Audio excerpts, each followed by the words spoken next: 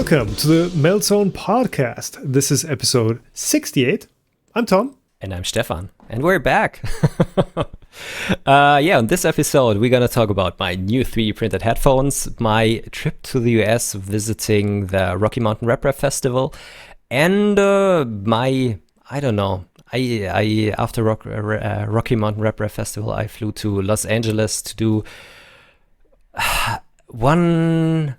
a collab video I was looking forward for probably years, and I filmed an act drop video, a bit different one to the ones that you might be used to with William Osman. And also in LA, I had the opportunity to have a Tesla as a rental. So we also have a bit of talk about electrical vehicles. And on the topic of EVs and energy storage, bit of a question from you guys about the DIY lithium iron phosphate battery storage system. That's a question we answer. And of course, we also do have 3D printing topics. We chat about the Mark IV, the Prusa Mark IV, how it fits into the market, what sort of a future it holds for Prusa, and about another semi-announced product from E3, the REVO high flow that we can't really share much about at this point, but we do want to mention it as well. What's on your head, Stefan? Those look different. Those look big. Yeah, my Bose, I don't know, my QC25s, they're I think now like 10 years old, and they're not in the best condition anymore. So, I built myself at the end of the last year, I think over Christmas, the 3D printed headphones from Vectorfinesse or something like that. Yeah, sounds plausible, yeah. Yeah, the drivers are not 3D printed, but like everything around. Right, the entire enclosure, the headband and everything. Yeah. 3D printed. It's interesting seeing the mini XLR coming out of either side. That's kind of a giveaway that it's not normal headphones, but they look pretty nice, and the pads too. Like that's the biggest thing about headphones in my opinion. Yeah. Those printed as well? No. Okay. So the pads come with a kit. Of course, all of the electronics on the inside. There is a leather strap right here on the top. But yeah, everything else is 3D printed and customizable. And I don't know, I was the boring guy in the end and just printed everything out of black. I think like it's Galaxy Black something ASA. It barely shows up on video, yeah. Yeah, they're different to wear in comparison to my noise cancelling Bose ones, because I hear still way more from the outside. Right. But the sound quality with the 30 or even 40 millimeter drivers is really nice. It's different. I always need to get used to the sound of these in comparison to my other ones. Yeah, and probably they will sound different depending on which material you use to print them. PLA being more rigid versus an ASA or ABS. Yeah. That's a very nice experiment, very nice thing to print. I mean, I've got my old biodynamics because they fit my face, they fit my huge ears, and they fit well over glasses. That's the biggest thing with headphones for me, is like comfort wearing them. So I've got the big over ears, I can't do on ears, but it looks like those are very comfortable to wear as well. Yeah, if we would be like really cool podcasters, we would need to wear just the Apple EarPods, Oh yeah, the earpods. Yeah, that's what they call the wireless AirPods. ones. Sorry, the AirPods. Oh right, yeah, earpods are the ones with the AirPods. AirPods. Yeah. AirPods Pro V2, whatever they're called. Yeah. But since we're both not Apple guys, I mean, it would work. Also, we would need. Yeah, they do work. Look, we would need the Shure whatever, the SM7B. We're just not cool. Regular guys. Not cool. But yeah, you've done the cool thing. You went to the US. The stressful thing for RMRRF. These names are getting a bit out of hand, I have to say. Yeah, they are, but well, so far it's only threes: RMRRF, MRRF, ERRF. All of them sound a bit similar, but yeah, it was the first year of RMRRF in Denver, Colorado, which was really nice. Really, really nice. Really enjoyed being there. It's right around the corner from where Lulspot is headquartered, isn't it? Loveland, Colorado? Yes. I think Lulspot initially came from Loveland, Colorado, and RMRRF was also in Loveland, Colorado. All right. So, but I think since Lulspot was bought by someone. Well, I guess so technically it's ALIF Objects, I guess. Lulspot is just the printer brand, but you guys know which brand we're talking about. I think they're not located there anymore, but they used to start also, I think, in Loveland. Such a cool name. Yeah. Loveland is like an hour north of Denver, which is really nice because it's easy to get there in comparison to MRRF, where it's like 3 hours from every major city.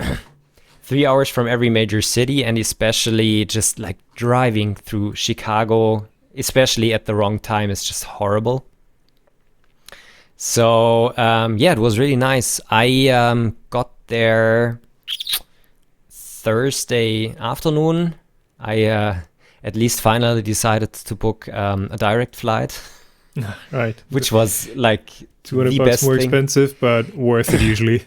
Yeah. I thought, wow, the thing that I told myself last year, if you're going to go to one of these events again, next time you're flying business class because it's a business trip. Nope. But like, I wouldn't spend like $3,500 on such a flight. So no business class for me. It's a thing that people from the US often underestimate, like how much effort and money it is for people outside the US to get in, because you guys are like, technically you're an island from either direction. Either it's Canada and I mean from anywhere in Europe, it's an 8 to 10 hour flight to even get there, and accordingly expensive. So yeah. So I think a normal flight from Munich would have been like $600, which is really reasonable. But two-way, but with a stop, usually like in I don't know, either in the UK or at, I don't know, like Charles de Gaulle or something like that.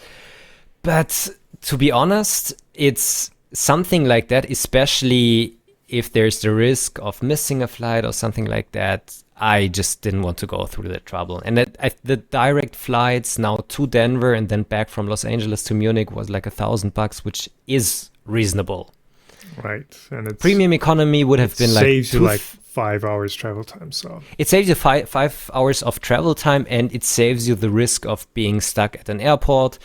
You don't need to do like kind of the immigration twice or pick up your luggage and then check it in again when you're first landing in the US. It was a good decision. I don't regret it. And the thing is, well, I could have flown premium economy, but that would have been like twice the price for a bit more leg room, and I'm not a tall guy, so I just thought, screw it. I'm gonna be fine. And the thing with like basic economy is they nickel and dime you for everything. I had the ERRF way home on American, and it's like, these overhead bins are only for the premium economy. These overhead bins are only for the people who paid extra for the window seat. And it's like, you pay extra if you're like front row, so you don't have someone in front of you, and you pay extra for. It's like everything is just like, give us $50 and we'll give you a bit of extra comfort. But it's, I mean, $600 for a flight to the US and back, like that's crazy. That is very, very affordable. So probably the fact that they're like trying to squeeze a bit extra out here and there makes up for it. It's so how was the event? I mean, getting there and back, that's like your problem, but how was the event? You already mentioned it was like very well organized. Where would I put it? Is it more like a like the streamlined, professional, well done ERRF kind of thing, or is it pig barn? Not quite pig barn. That's probably too much. But is it the chaotic grassroots MRRF kind of thing? Where was it at? So I've never been to ERRF, so I can't really comment. You've never been to ERRF? I've never been to ERRF. Such a nice event. Yeah. So I can't really comment in that regard. So I only have the comparison to MRRF. And MRRF is also really nice to be at, but it always feels a bit like not super, I wouldn't say not well organized, but it's always a bit chaotic. Anyways, it has outgrown its original scope, and the organization hasn't caught up. I guess that's a nice way to put it. Yeah. So for the Rocky Mountain RepRap Festival, it was also their first time, and they didn't really know what to expect. When I got there Thursday, I also was at like just the venue hall, and it looked so big, and I thought, yeah, that's gonna be such a nice, relaxed event with a ton of space in between the aisles and things like that.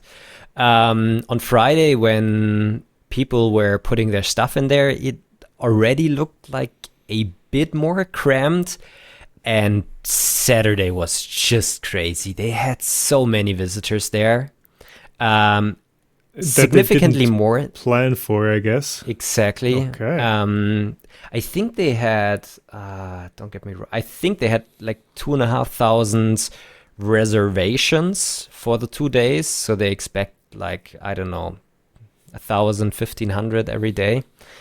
But I think Saturday at noon they had already like 2,000 people there. And it got so crammed. It reminded me of Midwest RepRap Festival in 2019 when we both were there, where you could barely walk between the aisles. But I don't know. On the one hand, it's a great success for them that it worked, that so many people came. Of course, for me and probably even some other visitors, it was a bit too crammed. But I don't know. They did not know what to expect, but it gives them a good idea of what to expect next year. And there's a similarly sized venue hall just right next to it. So next year they do have the opportunity to just like double the size and make everything a bit more relaxed. Nice. Yeah. I mean, we as I guess media, we have the event for us looks the perfect event for us looks way different to the perfect event for exhibitors or visitors. I mean, ideally we'd want an empty space with just the people waiting for us, like, hey, you wanna shoot a video with me, like, and nobody's walking in frame and it's quiet, but that's not what a successful event looks like, right? So you kind of have to make do with what you get.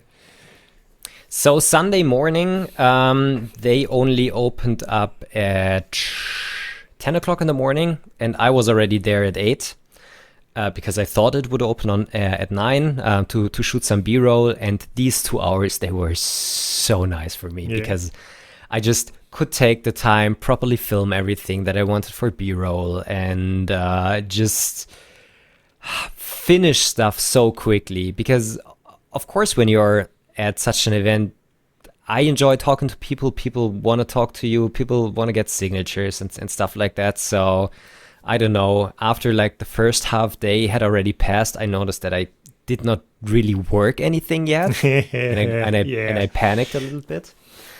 That's how these events always seem to go. And then the last day is just completely scripted. Like, hey, I'm going to talk to you at 11:30. I'm going to talk to you at 11:45, and then I've got that.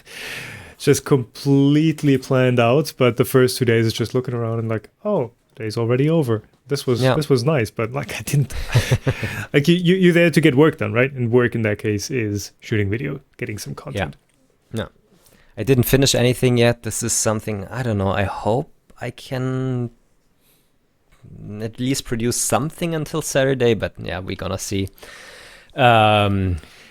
Because after Murph, I also went to LA. We will talk about that in a second. So I'm still like a bit recovering from the stress of last week and just the jet lag that I had.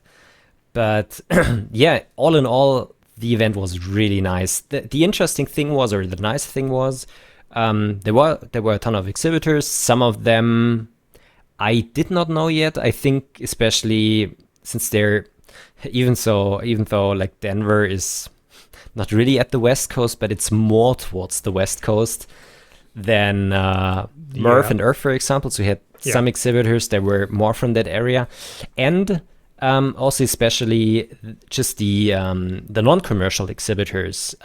I did not know many of them so far. At MRRF, it's always the case that like 50, 60, 70% of the booths, you already know these guys because they have been there from year to year. So it was really interesting to just see a different crowd of people there.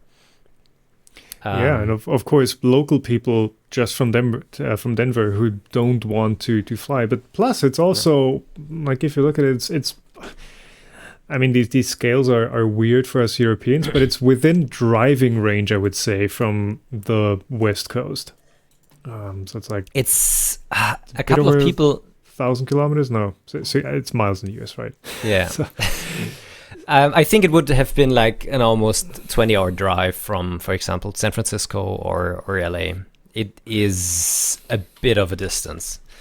There were some people, I think even a couple of Voron guys, they drove to Denver from Sacramento, San Francisco, somewhere there.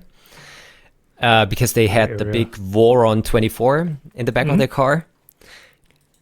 And that's kind of a drive. When I flew to LA, I thought, damn, shouldn't I have just like rented a car in Denver and then just took the opportunity to drive all the way to Los Angeles? Because I personally really enjoy driving on US roads and highways, and it's just always the landscape is usually really nice because it's so vast and open. Yeah. But on the other hand, that would have been like 2 more days of like constant driving. Yeah. I mean, I just looked it up. I vastly underestimated how far it was going to be. I saw a little Google Map scale, and I was like, but it's 1,200 miles from San Francisco to Loveland. So yeah, if you want to commit to it, you could do it. But yeah, probably a bit of an investment. So who did you see there? What was there anything new? So the Voron 24, I saw a bit about that. What else? Voron 24, there were some really interesting projects from a university or institute of the University of Boulder. Integrated resistors in 3D prints with conductive filaments to sense where at a part you're touching it. They did some like coffee 3D printing. What else did I see? Just like the typical maker stuff. Something kind of that seems so devaluing. Like, yeah, I saw the typical maker stuff. No, but it's like modular tool heads.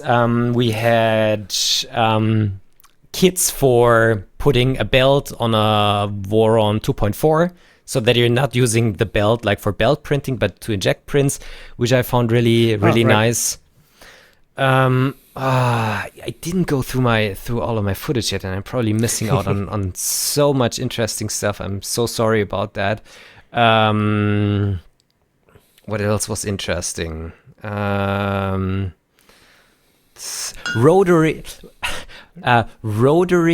UV resin casting. I already met that guy at MRRF last year, and unfortunately he already packed up when I wanted to film him. But what this guy actually does is he prints 2-part molds out of a translucent like PLA PTG or something like that. Then he fills this mold with a bit of UV resin, and then he built himself a fixture where he can actually mount that mold, which spins around that mold, and he blasts it with UV light from all of the other sides. Right. I mean, isn't that called like spin casting or something in the like model making? I feel like that's a common thing to do, but with 2-part resin, of course, that you mix beforehand and then it just slowly cures. Yeah. But that's interesting. So you get a controlled thickness, shell thickness, much better than, if it. Yeah, because you like evenly exposing. Exactly. That's a cool approach. Yeah. That's a cool approach, and the thing is, it's really quick because, of course, the UV resin hardens within a minute or something like that. You can't go too fast because then it's going to cook over, which I've done before. Yeah. But it's literally going to burn. But it is an interesting concept. The yeah, I'll do a bit of footage on that.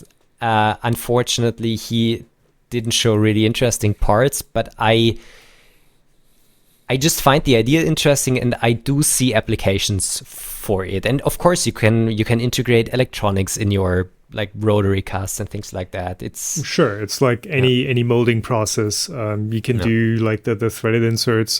Just put them on a mandrel in the negative mold, and then it's gonna so many opportunities.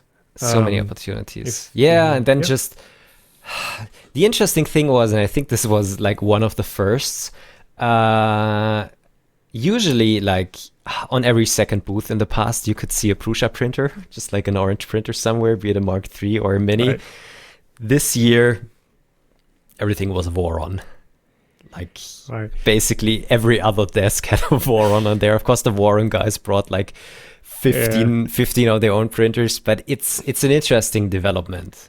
Look, there's mine in the background. I've had my Voron in the last video, and just in the background as like a prop piece, and I was like, damn, this thing is from 2019 or something. No, not 2019, 2021 when I built it. So it's 2 years old. Well, that's only 2023. God. Yeah. It's a 2-year-old printer at this point, and it's still like a good machine. So I'm impressed. I don't use it nearly as much as I should, but yeah.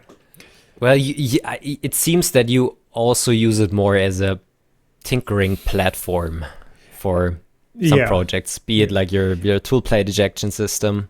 Right, it's a good platform for that, and it's the only big printer that I have right now. It's the only 300 by 300 millimeter printer that I have. The other ones are 250 at most.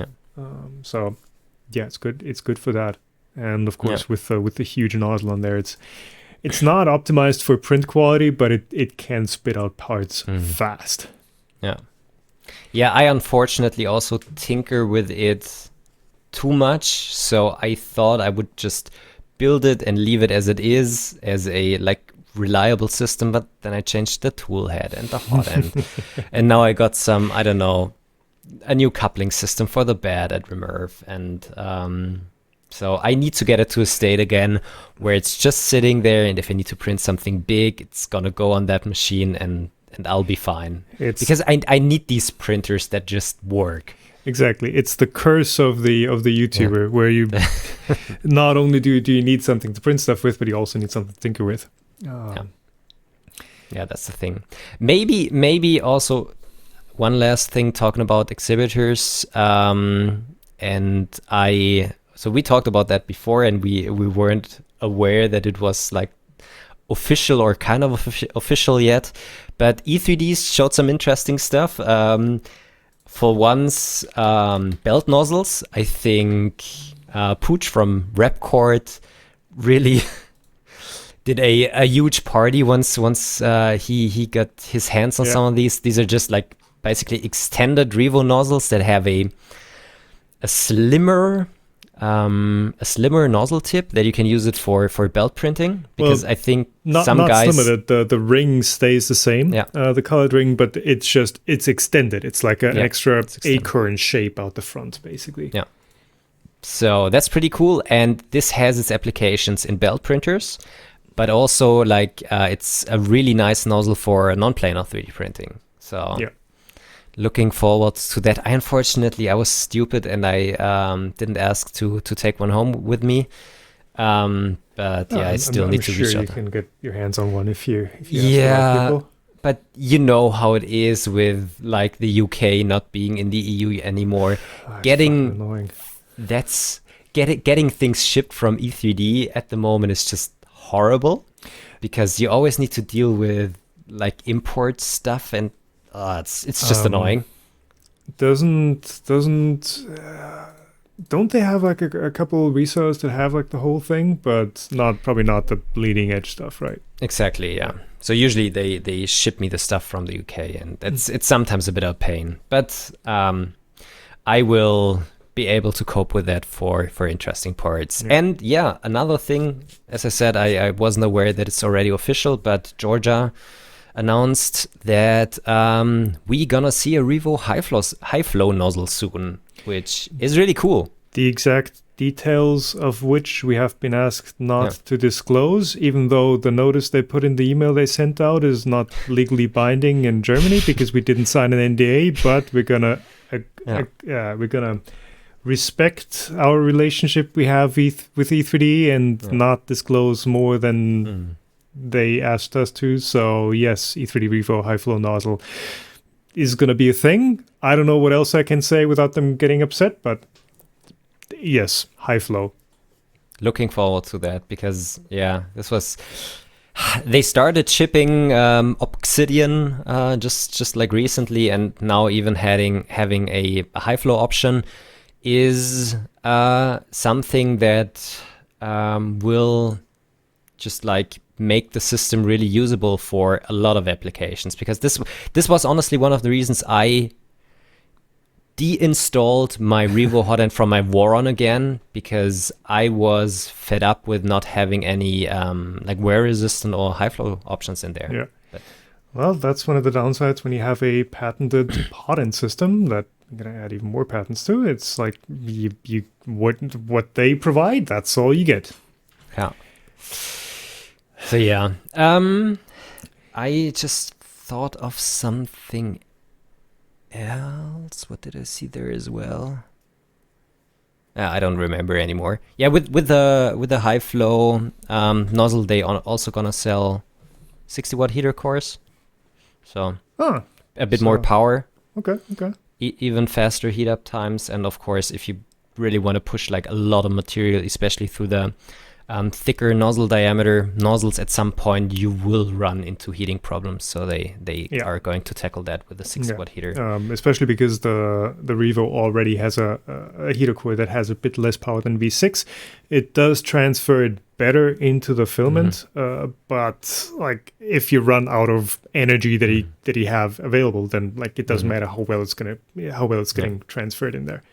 And the thing is, I don't know how much you have used your REVO nozzles so far, but their silicone heater socks, they suck so much. They're getting brittle so quickly. So if you are regularly printing at a bit more than PLA temperatures and switching your nozzles over and over again, these things will just crumble apart. And if you're having a really powerful cooling solution, like as for example on the stealth burner tool head, this cooling will suck a ton of energy just from the nozzle itself. And the 40 watt heater core is okay up to some point, but I think it's a good thing to have a more powerful one. To lower your fan percentage, I guess. I was just reaching over to the Mark IV and I was like, does this thing have a sock? And it does. Oh, yes. Yeah. That's something I wanted to say. So this is pure speculation there, but I think you even mentioned that in your video that a high flow solution for the Mark IV will come from E3D. Well, the Mark IV hot end is made by E3D already. Exactly. So it's I think that is public information. I think it's even mentioned in the video. So it's manufactured by E3D, but it's not a REVO because Prusa wanted to maintain that compatibility with the adapter with standard E6 nozzles. And as I said, this is just like a pure speculation. I don't know anything about that, but I suspect that maybe if E3D is now also able to ship high flow REVO nozzles, there might be something very similar for Prusa as well. I don't. Do you think that they rather just say, okay, if you want to do high flow, use a CHT nozzle with the adapter? I don't know which way Prusa would go here, but I think since there is the opportunity to use the regular CHT nozzle, I think that might be a simpler.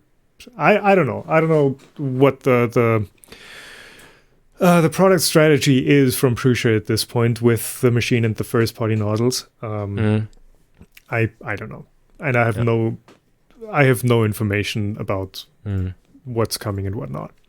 Yeah.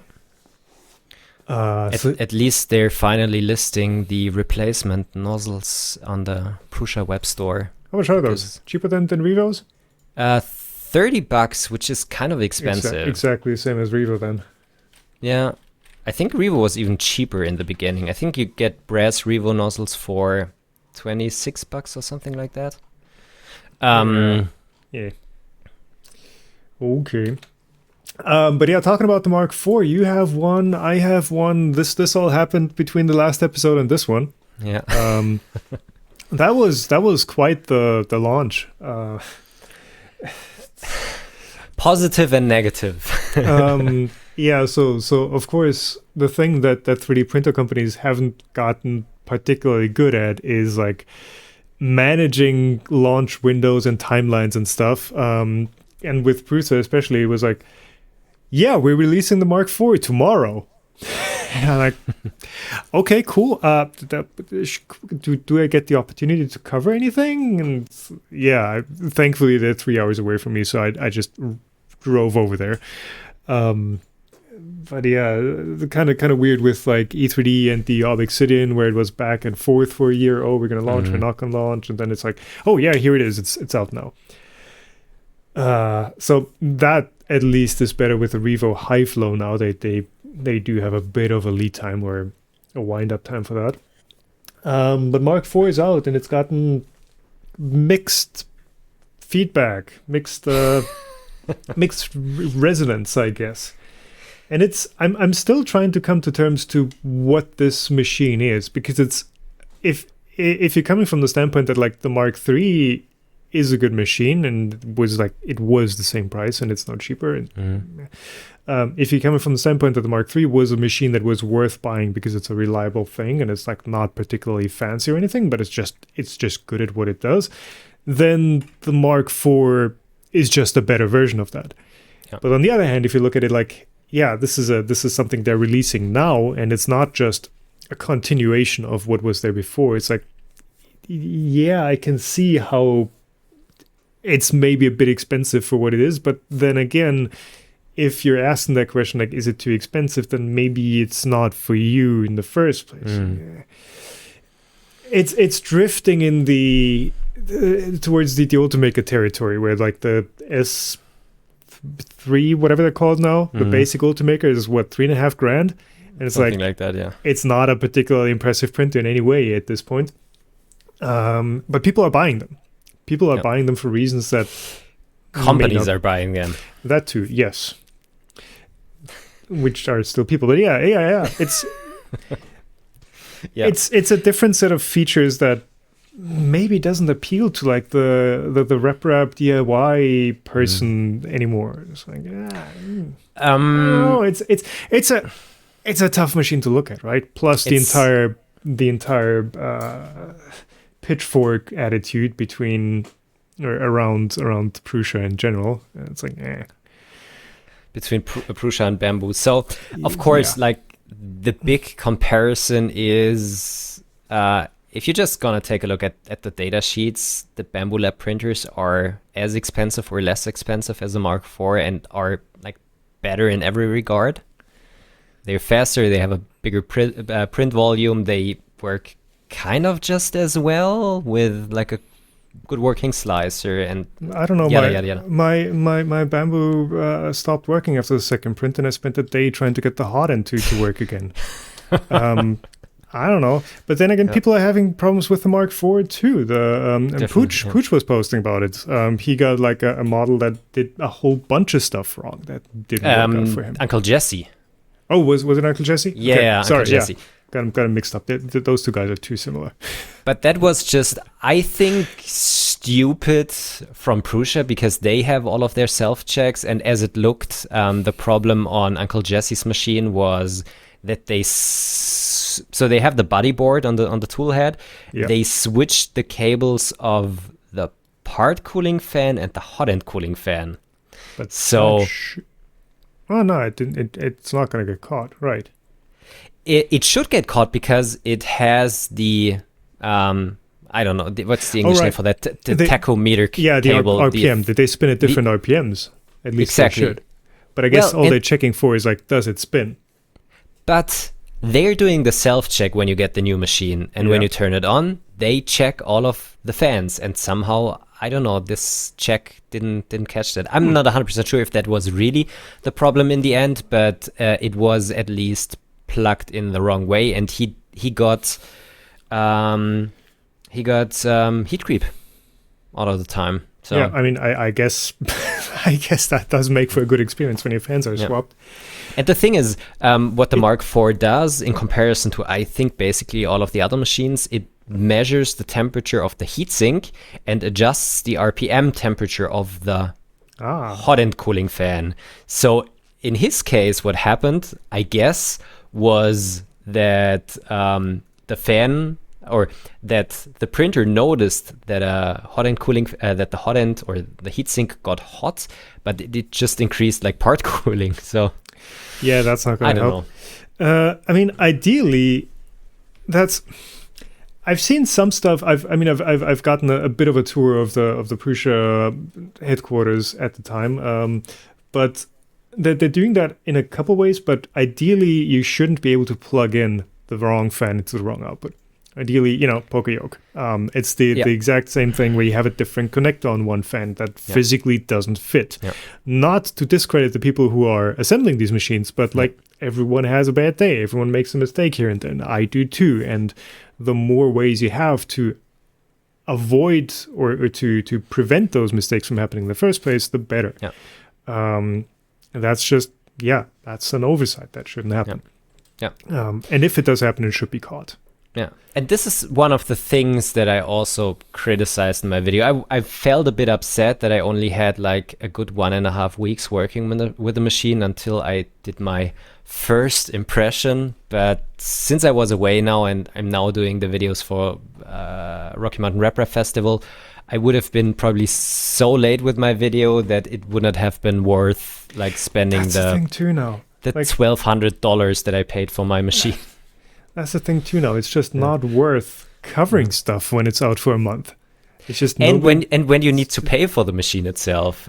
It wouldn't have been as bad if I would just have gotten it for free, but since I think probably you were one of the only ones that got a free Mark IV, and you even had to pick it up yourself at the factory. Yeah, to be fair, they got something out of it as well with day one coverage. But yeah. So I had to do something on it, and one of the big criticisms that I had and that I'm still having is, of course, hardware is finished, and it has been finished for a while. Just looking at, for example, the die-cast frame, and if you're looking at the die marks, you know that those frames were made like almost a year ago now. Yeah. But I would have expected that the software is in a way better state as it is at the moment, and it's not missing like the key features that people are nowadays expecting from such a machine. It doesn't have any input shaping, even though it does not make it doesn't make as much sense as on a Voron or in a bamboo printer. People want to have that, and if you're going into the Prusa shop, this is the first feature that they advertise there: fast printing with input shaping. And then it just says in like small letters, we're gonna have an alpha version at some point in the next weeks. And no, I think that is bullshit. Look, we're criticizing low-cost companies for like doing the coming soon, and we're promising stuff at the point where we're selling it to you, and then it may or may never arrive. But now Prusa's falling into the same trap where they're now open to criticism about the exact same thing. So like they're kind of they're giving away the edge they have, the edge where they're like, oh yeah, we're actually a more reasonable, we're a better or whatever company than everyone else, and they're doing the same stuff. The question is, would it have been better if they would have just like released an unfinished version of input shaping that kind of worked, or is it actually the better and more reasonable way to kind of tell everyone, this is going to be something that we will release in a bit, and once we release it, it is a well-working feature? Because what people are expecting from a Prusa is to have a reliable machine, and this is the reason why they're paying over $1,000 in compared to like a Sovol SV, I don't know how they're all called. 06, which is $250 and basically like a copy of the Mark IV, which does work well. Mark III. Mark III, yeah, sorry. Feature-wise. I've not tried one yet, but I've heard that a lot, yeah. So, I don't know. At least torn having, a bit. maybe not having it enabled on the machine itself, where it's like a checkbox, hey, I want the unstable feature, but the option to try it out.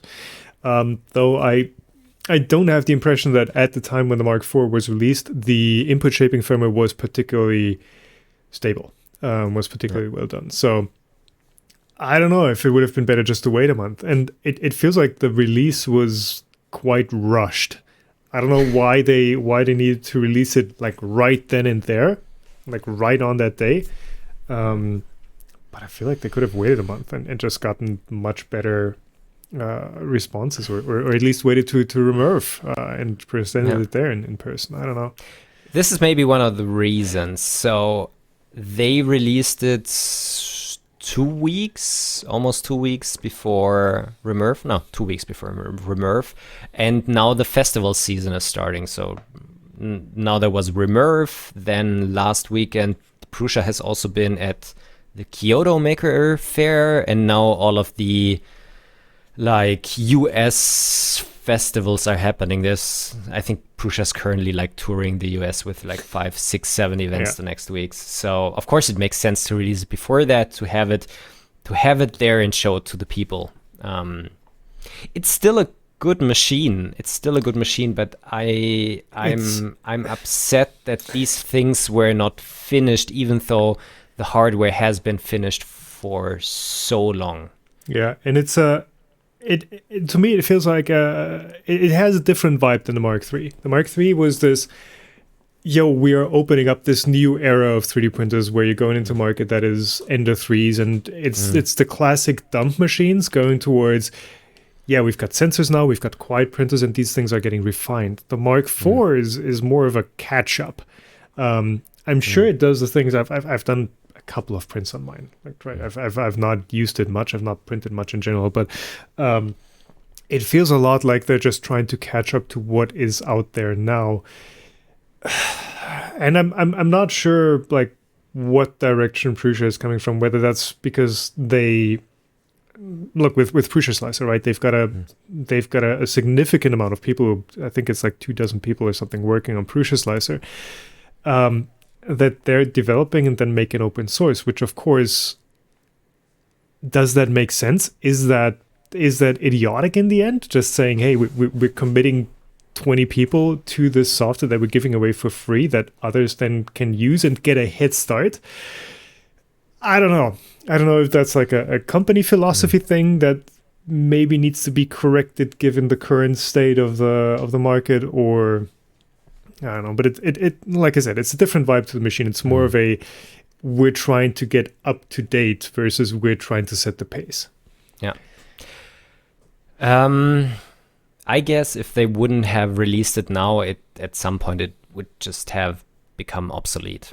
Either release it now with an okay machine, or let me put it this way: it's a good machine, but if you want to do high-speed printing or higher strength materials, ABS, ASA, nylon, and all of that stuff, it's not the perfect machine for that. But if you're just constantly doing 24 hours a day PLA, PTG printing, it's a good and reliable machine. That's the thing. It's not just a good machine. It's probably one of the better options you can get. It's going to be interesting. It's for the entire Prusa company. It's this the point of decision. Is this all they're ever going to be? Is it going to be it's not an i3 anymore. It's just a Mark IV. But is it going to be the Mendel platform forever, or you need to get the door? No, I think my wife's downstairs. Is it going to be this that they're known for, and this? Is this all they're ever going to be? Or, they also kind of hinted at, now that this is out, we're going to have a new platform that we can experiment on, which to me sounds like they're doing something even more software-based, some small printer that does the input shaping, feed-forward, extrusion, etc., that is more reliant on that and kind of steps out the trodden path. If that is something that they can manage to pull off and do well, great. But if they cannot, then I don't know. Yeah, especially because the XL also gonna be a bit of a niche printer. Of course, it's a big printer, but for like the print size, it's expensive. And I think the unique feature in that machine are the multi-tool heads. But not everyone needs a multi-tool head, especially considering the price of them. Yeah.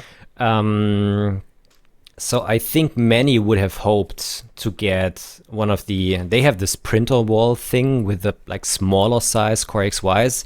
Yeah. I think it would have been the way better move to just take one of these machines and sell it as a new. It would not have been a Mark IV because it's not an i3 Mendel design, whatever. But to sell a small kind of reasonably priced Core XY 3D printer, because this is what the market currently wants. Yeah, but for that, I feel like they're too stuck in their ruts. Yeah. So, like I said, it's going to be interesting. It's going to be interesting. Yeah. Okay, enough. We have one Prusa topic every episode. So, somehow our orange Prusa Lamborghinis need to be paid for. Yeah, but you finally had the Tesla thing. Yeah. I finally had my Tesla experience. Not sponsored by Prusa, but you finally got to drive. You were in the States. You finally got to drive that all-American car. Okay, so let me begin with my US car story. So, and that started in Denver. So I landed in Denver. I got to the rental car company. I got like a mid-sized SUV from Ford, brand new, 40 miles on it. Right. I got on the highway. I really enjoyed. I started enjoying my business trip because before I was just really, I don't know, jet lagged, tired, and whatever. I don't know. After 20 miles, I had an engine failure on that stupid nice. Oh. Brand new. Brand new. So it took me like 1.5, 2 hours until somebody arrived to tow me back to the airport, to the rental station. Then get a second car and then drive, or then I drove to Loveland.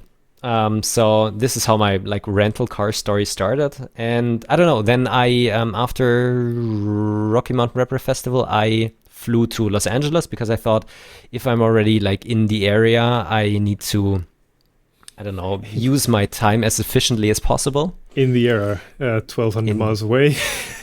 This was, I don't know, something that I really didn't expect before I like took a look at the map first, that Denver is still so far away from the West Coast. Well, anyways, I flew to LA, got to the rental station again, same vendor, and I don't know, I have only like booked a mid-sized car, a Jetta.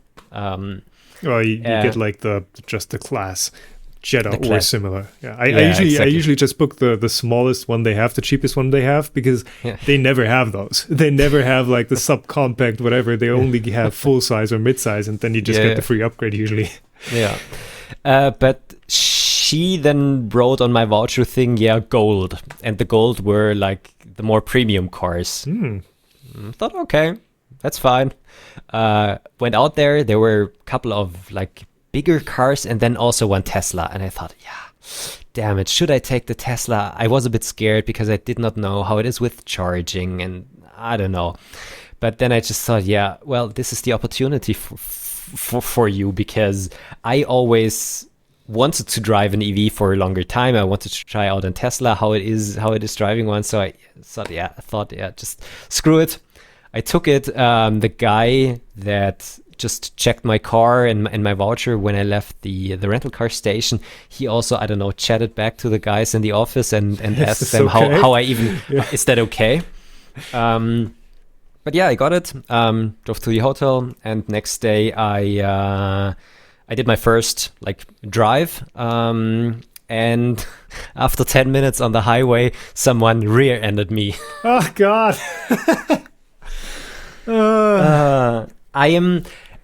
So it was a tiny bit my fault because like the recuperative driving braking is still something that I'm not so used to. So I just went off the gas pedal and it decelerated quicker than I thought, but it was in heavy traffic and the other guy behind me also didn't really like pay attention. And he just, I don't know, touched me. That sounds bad. It touched me a bit in the back. He touched my rear end, yeah. He rear-ended me. That doesn't sound any better now. Yeah. This guy didn't seem that he wanted me to stop, and I just thought, yeah, that stupid car is insured. It's way more hassle now calling the police and I don't know, stuff like that. And he just drove off at the next exit. I just thought, yeah, it's not gonna be that bad. Okay. That wouldn't have been my reaction, but it did not sound as horrible, and like the rear camera was still working. Nothing was like slipping on the road, and I just thought, yeah, it's gonna be fine. The car is insured. His car, I didn't see anything on his car. It was definitely his fault. So I just thought, yeah, screw it. It's insured. It's way more hassle to call the police and discuss with that guy on the shoulder of the highway what we're gonna do now, and yada yada yada. So yeah, it wasn't that bad.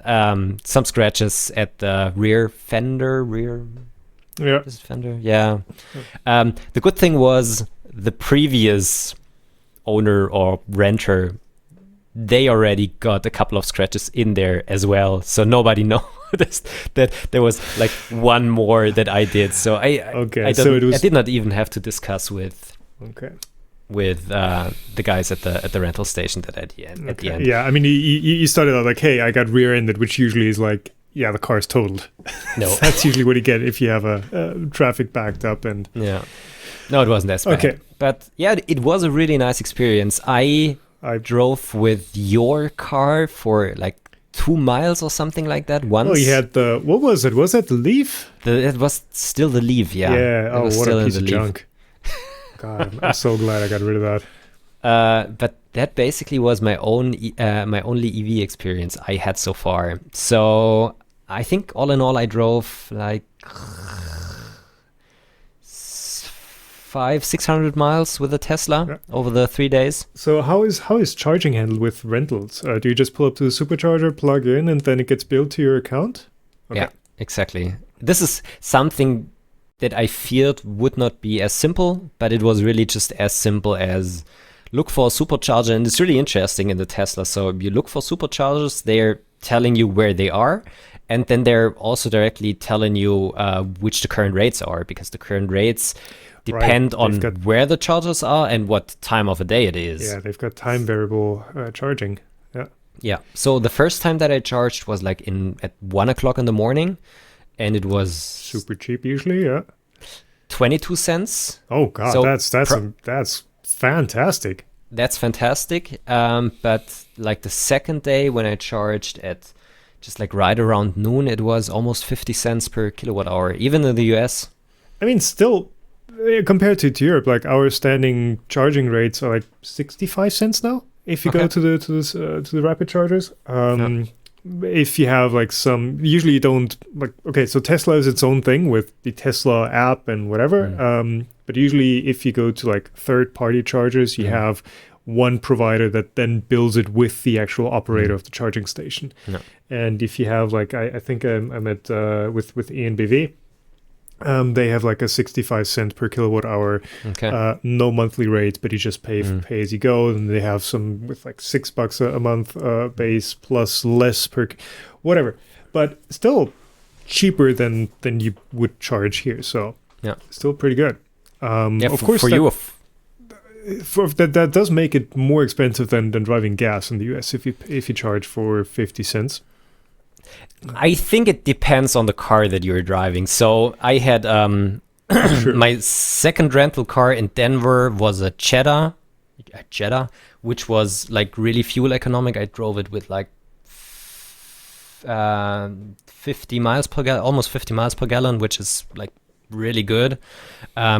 If I compare it to I think I had a Ford 150 something pickup truck last time when I was at Murph. That doesn't get 50. No, that was probably, I think, getting 20 or something like that. So if you're looking at the fuel economy of like compare the pickup truck to a Tesla, it's not comparable. Kind of similarly priced, but if you're comparing it to a more fuel efficient car, it is more expensive. It is more expensive to charge there. But it was a nice 50 cents. Yeah, if you charge it 50 cents. But it was really quick, so I don't know what the max allowable charging rate on my car was, but like the 2 times I was there, it charged with 140 kilowatts. I was going to say, I think it's like 175 with the Model 3, right? Model 3 was that. But with the lithium iron phosphate batteries. Right. I don't know if that makes a difference. I think it does. But they've got so many different versions now. Like, yeah.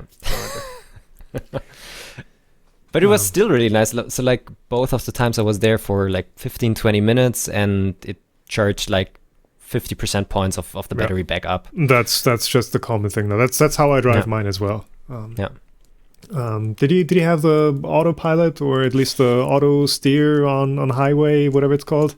So on my 3rd day when I drove to Matter Hackers, I finally found out how the self-steering works. So the automatic cruise control was well working also on my first day. But the automatic steering works really well, to be honest, on the highway. It really sticks right in the middle of the lane, and it has the preview for the full self-driving system, so you can always see which cars it detects and if it properly detects the lane that you're in and things like that. I honestly really enjoyed driving in the Tesla, and now I just need to think about getting one as well, but I mean, I've been on EV since 4 years, 5 years, and it's been pretty good. Just got my new E208 last week too. Same one again, same yellow car. Bit worse specs, but that's all they had. But yeah, it wouldn't go back. I just need a trailer hitch. That's the only thing. My problem is that both of the cars that we're having, they're both still in like very good condition, so it would be just stupid to sell them at the moment, and we don't need a 3rd car. But I am tempted to look into like leasing an EV on like my company. Yeah, that's what I'm doing too, and I wouldn't drive an EV either if it wasn't for the company lease, because you get so much of a tax incentive if you do. But yeah, works out well for me. Plus you've got solar, I've got solar, makes charging very cheap. Yeah, I'm thinking about like increasing mine. We still would have like space for, I don't know, at least an additional 9 panels on my on our car garage. That would be nice. Just have a bit more power there. Question is, well, Teslas are. You can get a Tesla currently on short notice here in Germany. That is a good thing, but is it best EV for that price is a different question if you don't want to wait like for a year or something like that. I mean, for me, when I got my first E208 2.5 years ago, the decision was, hey, do I get this thing or do I get a Tesla? And at the time, the Tesla lease rates were about twice as much as the Peugeot.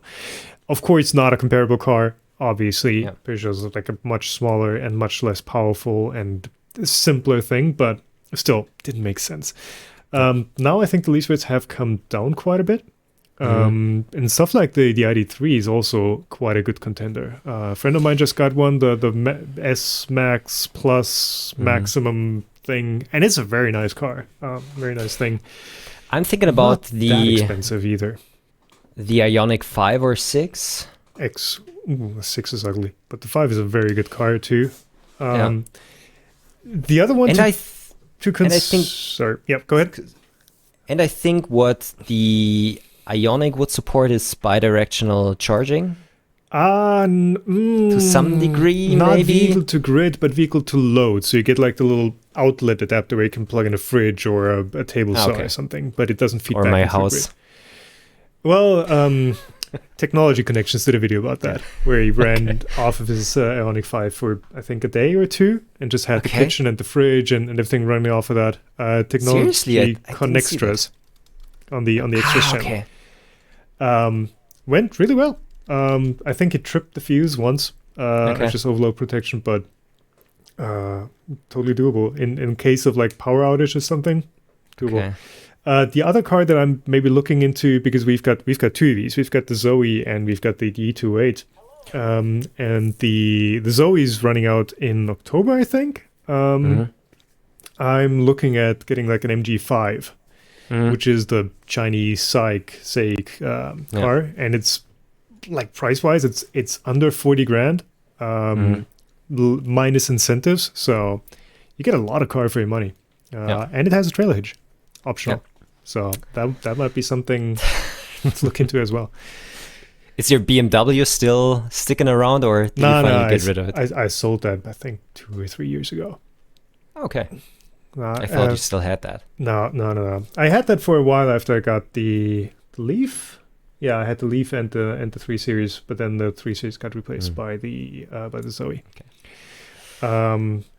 I did the math, and that 3 Series, which was a 3-year-old, was a 2015.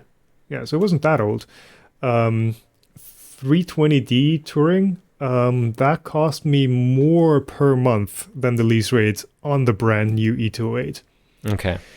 Just in servicing and replacement parts and taxes and stuff. So totally made financial sense to go EV there. Yeah. Of course, bigger car, not comparable. But I will need to take a look at that at some point. I need to take a look at my financial situation again, because I spent so much money on the trip and stuff like that. Didn't you have a sponsor for that?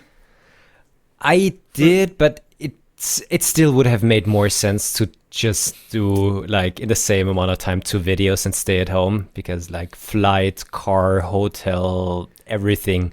I think I paid currently out of my own pocket for that trip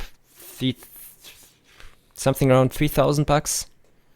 Just for a week of fun. But you also did the extra hop to San Francisco. Yeah.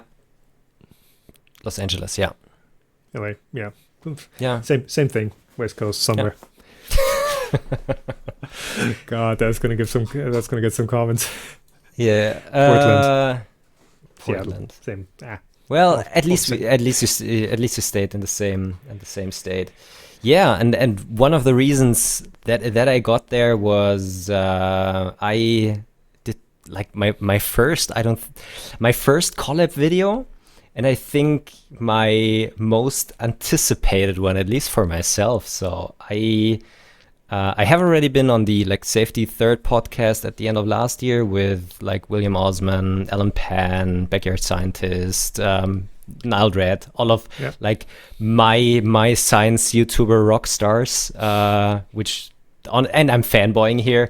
I just was an amazing experience for me, and one of the things that I did, I went to Will last week. And we did a small collab video, but you probably can't disclose what it was about. I kind of can disclose that, because I also like teased it a bit on Twitter in the past. I mean, it's the stuff that William Osman does isn't like super high profile usually, where it needs to be kept secret. That's the thing.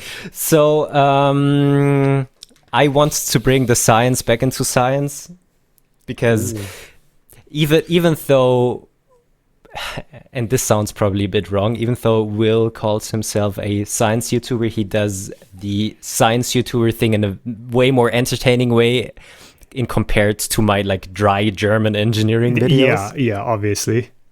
But he does it so well, and I so envy him for just the skill that he has there. He is an amazing engineer, but he also is just so good in front of the camera and can bring stuff over in a different way, and also just attract a different audience than I do. But he's a great YouTuber. Yeah, it's that for sure. Yeah. Honestly, not completely my what's it called, my style of videos that I enjoy watching. I usually, but still, it's I appreciate the craft and I appreciate the stuff he does, and occasionally I do watch his stuff. So anyways, I got the science back into science, and one of the types of videos that Will did in the past was egg drop contests. Right. Yeah. Yeah. So already like 3 years ago, I built a prototype digital egg with accelerometers and stuff like that.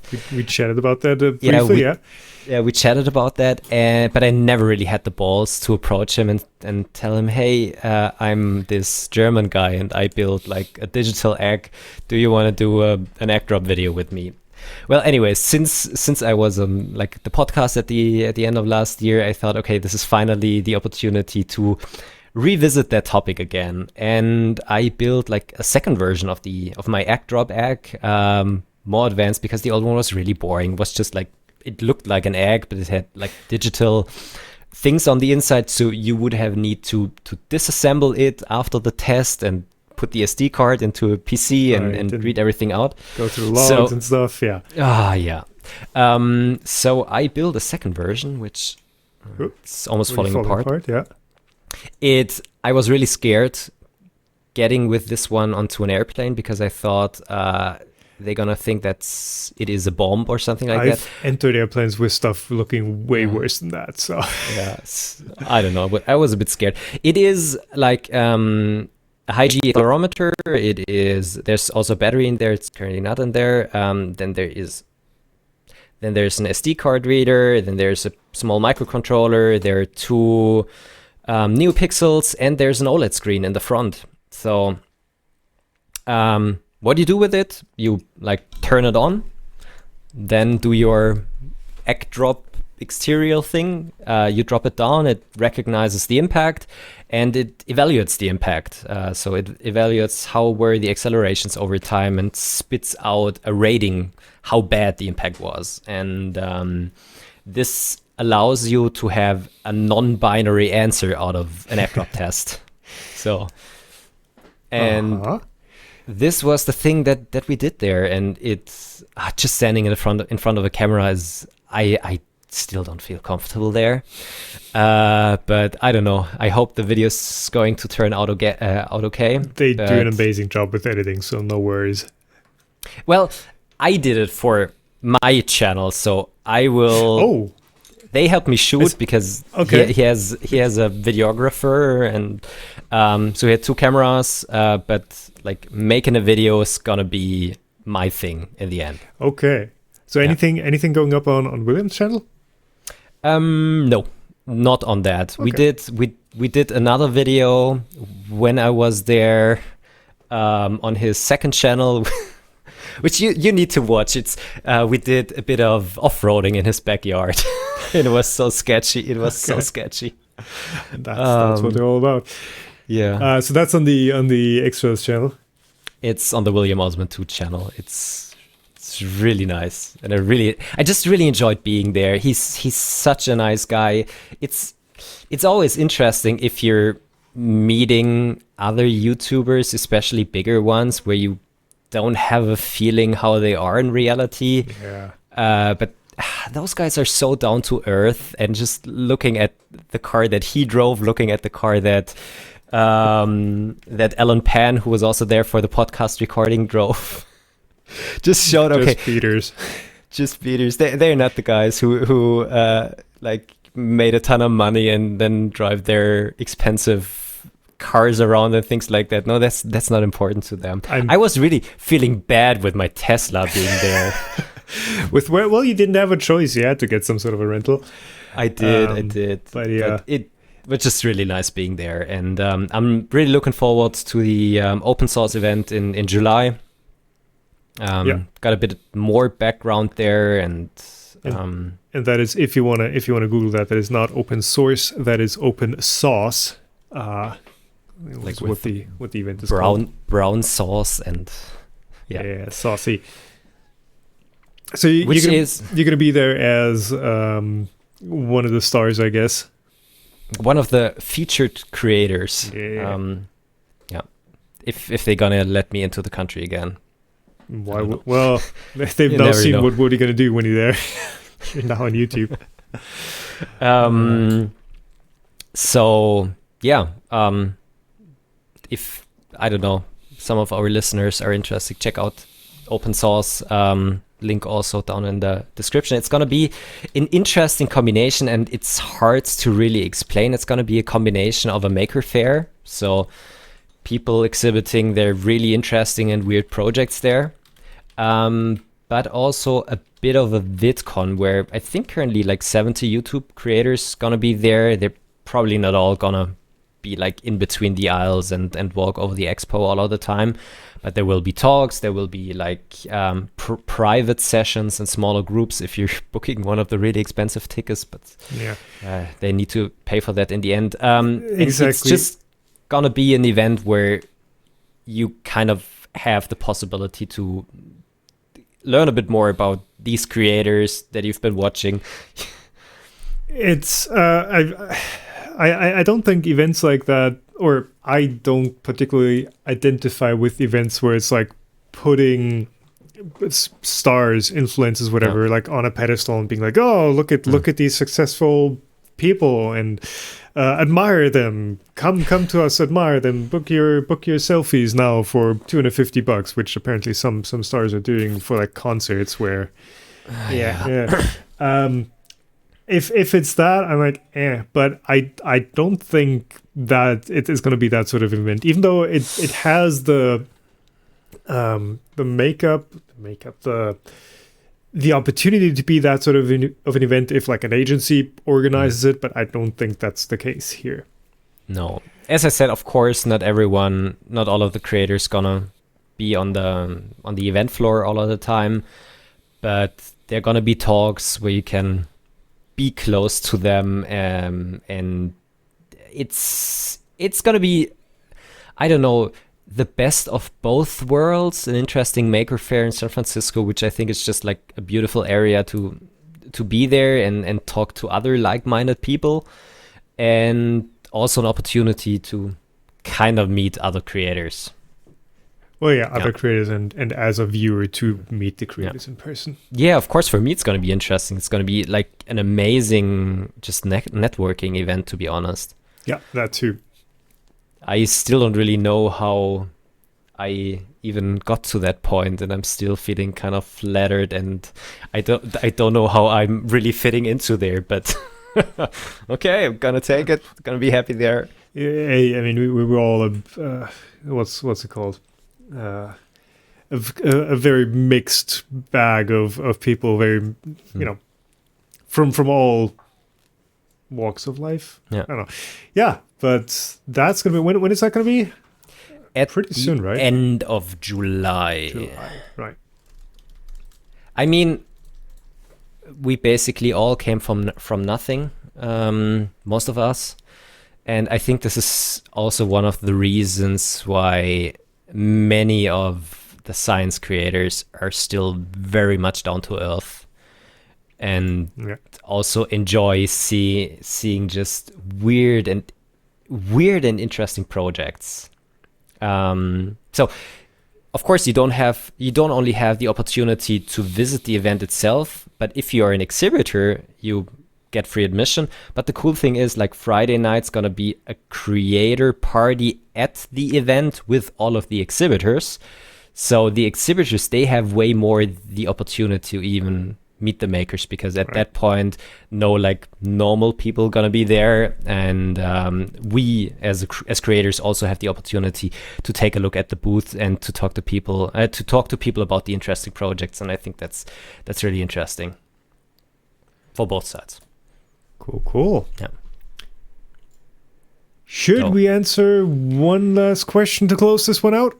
Yes, let's do that. Okay, so we had the Tesla topic with the Leaf FIPO lithium iron phosphate batteries in there. And Max, which I don't think is his real name, is asking about my battery project. Hey, if you buy so many B-grade lithium iron phosphate cells in Germany, how do you get rid of it? You won't ship it back to China, I guess. So for a friend, basically, we built a battery, DIY battery with B-grade Eve cells, 230 amp hours, or 228, I don't know. And yeah, those were shipped from the Netherlands, from, they're called Eken. And I think technically they're supposed to take them back eventually. But I mean, I've not thought about this a lot, but I think you can just return it to recycler, and that's the end of that. I don't think it's a huge problem getting rid of it. Plus, these cells last for like 20 years if you use them normally. So that's not something I need to think about now. That's something I'm going to need to think about when I'm 50. So, but on the remark, and this is one of the reasons why I put it in there, I'm currently thinking about maybe, I don't know, dipping my toes into self-built battery storage a little bit, way smaller than you did it there. Do you know a good resource to start where there are explanations on how these systems are set up, which components are in there? What do you need to look out for? I don't know. I know that you have way more of a background in that regard, but can you recommend anything to just start at? I mean, I've done a lot of forum reading and looking at application guidelines and stuff. I don't really have like a dedicated read this and you're going to be set up kind of thing. The thing is also you figure out like little things as you go. So for example, one of the things with one of the details with lithium iron phosphate prismatic cells, so like the aluminum can, the square cans, is some manufacturers tell you need to compress them. So that's actually something you don't think about. I've got a cell next door, I could pick one up, but basically they're the size of like a Bible, a bit bigger than that. That's a weird analogy, but size fits. And because the face with the largest area it's just a thin aluminum sheet, and you've got your individual, not pouches, but your individual cells and layers in there. They do grow. So as they charge, there's a chemical process that kind of like sticks air pressure, and if you don't act against that, then you only get half the life cycles out of it. But there is a huge amount of discussion and controversy around, do you need it? Do you do more harm if you compress them? Do you need to compress them at like 50% state of charge where they haven't expanded much, and then as they charge, they increase that force to several tons instead of the 300 kilograms that you're supposed to exert on the sides? I don't know, that there's for those sort of details, there are not a lot of clear-cut answers, which kind of sucks for something that is as big as lithium battery storage. And then with the compression thing, you look at what, for example, Pylon Tech does, which is one of the major names in like off-the-shelf lithium iron phosphate batteries. They do no compression at all. They've just got pouch cells like loosely stacked in their 19-inch rack case, and that's all they do. So I don't know. A lot of those super in-depth details, like I said, not very clear-cut answers, and probably a lot of ways you can do it right, or better than doing it wrong. But like basic components, what was a bit of a help is because with my buddy and with my dad too, I was there on Sunday measuring out his roof, how we can like fit. It's a bad roof shape. There's lots of tiny surfaces, so it's going to be a lot of effort to get panels on there. But he's going to get storage as well. And we're going to use the Victron ecosystem for storage with the Pylon Tech batteries. They have very good application notes that explain a lot about what's going on at least in the grid tie side of things. Because connecting stuff to the grid here in Germany, bit of a pickle. You need to get devices that are certified for that. You can't just use any AliExpress special inverter. They've got good application notes. And then for batteries, like I said, no, I can point you there and read that. I mean, you need a BMS. Optionally, you need some sort of balancer, and then if you're going to communicate from your BMS to the inverter to the Victron, you're going to need some adapter hardware. Yeah, but that's the basic structure. Okay. Then, of course, mechanically, with the whole pre-tensioning and building a case that's not going to catch on fire, that's a different thing in its entirety. Well, the thing is, I think I would have been really scared of just normal lithium-ion batteries, that I burn my house down, but I feel more comfortable with the lithium iron phosphate batteries, and I think they might be an opportunity to learn something new. I don't know. It was just a thought that I had this weekend. The cool thing with for 5 years now, I think, it was when I got my first solar system. I did get the LG REVO 10H, which is a NCM, traditional lithium battery. Nearly 10 kilowatt hours. And like a half a year ago, I read something about like, hey, yeah, one of these guys exploded. Like, didn't just burned up, but literally exploded and blew out the windows out of the house that it was built or installed in. And I'm like, yeah, that's cool. That's a commercial storage solution that I've got on the wall here. Nice to know I'm sitting on the bomb. Which is rare and shouldn't happen, but it's just something, when stuff goes wrong, it doesn't go wrong. This was kind of my feeling when I sat in my Tesla with like 140 kilowatts of power being pumped under like my butt, which was an interesting feeling at first. I think you kind of need to get used to that and just also start realizing how much power that really is and how much power you basically put like the power we need in a week in our own house in your car in half an hour or 45 minutes. You don't get that sense of scale when you're just at the pump for 30 seconds and you fill up however many kilowatt hours of energy that is. Yeah. But DIY batteries, the thing with lithium iron phosphate, the biggest risk is cable fires. That's really the thing, because the cells themselves are quite safe. When they do fail, when they do vent, it's hot steam coming out essentially, but they don't blow up, they don't start a fire. But getting the wiring safe, getting it properly fused, that's the more important stuff there. Yeah. Cool. I guess that's it for today. Finally, we found the time again to shoot another episode. Mr. Worldwide, traveling over the world, no more time for podcast. Yeah. Well, I did 2 podcasts when I was in the US, and I felt really sorry of not doing one right here. No worries. But we keep you guys supplied with content, even if it's irregular. Hope you enjoyed this one. If you want to support us, as always, there's links to Stefan's and my Patreon in the description below. I can never remember whether we have memberships enabled on this channel, but you can do super chats. Super chats, tips, comments, super thanks.